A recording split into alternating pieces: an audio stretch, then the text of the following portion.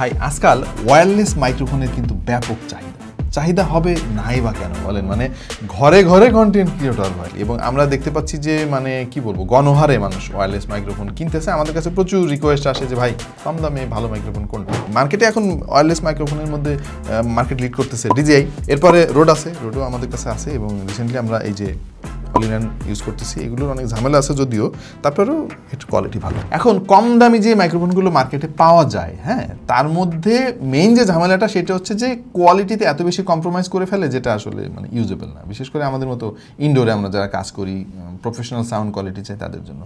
বয়া হচ্ছে একটা ব্র্যান্ড, এমনই একটা ব্র্যান্ড আমার মনে হয় যে যারা টুকটাক ভিডিও বানান, রেকর্ড করেন, তারা বয়ার নাম শোনেনি, এটা হইতেই পারে না ভাই। হ্যাঁ, সো এই বয়া কিন্তু রিসেন্টলি দারুণ ওয়্যারলেস মাইক্রোফোনও বানাচ্ছে। হ্যাঁ, তার মধ্যে একটা মাইক্রোফোন কিন্তু আমাদের হাতে চলে এসেছে, আর সেটা হচ্ছে BY V3 কম্বো। খুবই ছোটোখাটো একটা মাইক্রোফোন, এবং এটাও মূলত ওই TWS এর মতোই বলা যায়।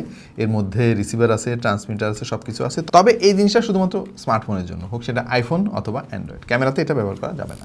গ্লোবাল ব্র্যান্ডে এই মুহূর্তে এই মাইক্রোফোনটা পাওয়া যাচ্ছে 7,500 টাকায়, সঙ্গে অফিসিয়াল ওয়ারেন্টিও রয়েছে। এই মাইক্রোফোনের মধ্যে দুইটা ট্রান্সমিটার পাবেন এবং দুইটা রিসিভার আছে, একটা হচ্ছে Type-C আর একটা হচ্ছে লাইটনিং পোর্ট। আপনার ফোন অ্যান্ড্রয়েড হোক অথবা আইফোন, পুরাতন বা নতুন, সব ফোনেই কিন্তু এটা কানেক্ট করতে পারবেন। ক্লিপ টাইপ ট্রান্সমিটার, এটা জিনিসটা খুব বেশি বড় না, আবার একেবারে ছোটও না, আপনি শার্টের সঙ্গে ক্লিপ করে রেকর্ড করতে পারবেন। এটার ব্যাটারি ব্যাকআপ ভাই অস্থির রকমের, কারণ হচ্ছে প্রায় 9 ঘন্টার মধ্যে ব্যাকআপ আপনি পাবেন সিঙ্গেল চার্জে। হ্যাঁ, আবার বক্সের মধ্যে যদি রেখে আবার ব্যবহার করেন, মানে আই থিঙ্ক আপনার মাসখানেকের মধ্যে চার্জ দেওয়া লাগবে না, এরকম একটা ব্যাপার। নয়েজ ক্যান্সেলেশন অন বা অফ করার জন্য ডেডিকেটেড বাটন দেওয়া হয়েছে এখানে।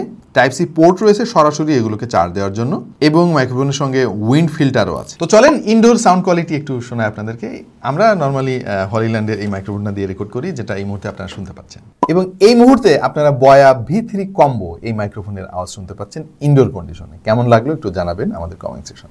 এবং এই মুহূর্তে যে আওয়াজ শুনতে পাচ্ছেন সেটা হচ্ছে DJI মাইক্রোফোন দিয়ে রেকর্ড করা। আশা করছি আপনারাই একটা মানে তুলনামূলক চিত্র বুঝতে পারবেন এখান থেকে। টু বি ভেরি অনেস্ট, দাম বিবেচনায় কিন্তু এটা সাউন্ড কোয়ালিটি আমাদের কাছে বেশ ভালো লাগছে। মানে নর্মালি প্রফেশনাল মাইক্রোফোনগুলোতে যেরকম সাউন্ড কোয়ালিটি থাকে, বয়া সহ অন্যান্য আরও যে সমস্ত ব্র্যান্ড আছে যারা কম দামে মাইক্রোফোন বিক্রি করে, তাদের কোয়ালিটি না ওইরকম ম্যাচ করে না। যেমন বয়া BY V3 এই মডেলটাতে কিন্তু সাউন্ড কোয়ালিটি যথেষ্ট ইমপ্রুভ করছে তারা, যেটা দামের সাথে যদি আমি তুলনা করি তাহলে সাউন্ড কোয়ালিটি কিন্তু একদম পারফেক্ট আছে। সো এটাকে আমরা রিকমেন্ড করতে পারি।